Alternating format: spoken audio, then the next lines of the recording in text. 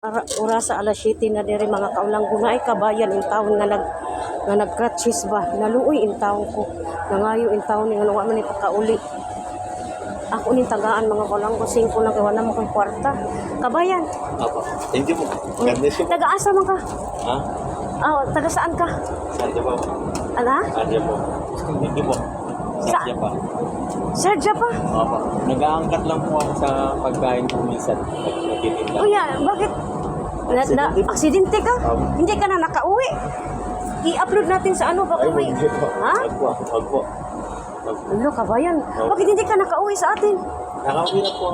Pero nagbalik ka? Aksidente. Opo, nagbalik po. Sure, kabayan, oy. Opo, nagbalik po. Thank you po. Kanya, mag-uwi ka pa sa Sarja. Opo. Ang layo yan. Malapit lang po. Ha? Pagbabas lang po.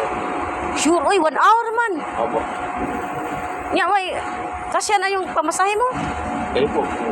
Kung ano pong gusto nyo. Ay, dagdagan na lang na natin magkakabayan, oy. Ha? God bless you po. Thank Oh, you, sige, Ate. sige. Oh, God bless. sige. God bless you. O, sige, bye-bye. Thank you. Ingat ka, ha? Ay, taluoy nito yung kabayan, oy. Naluoy jukos kabayan mga kaulang kuno nanghingi ng ano katukuan. Okay, please follow and share mga kaulang babus.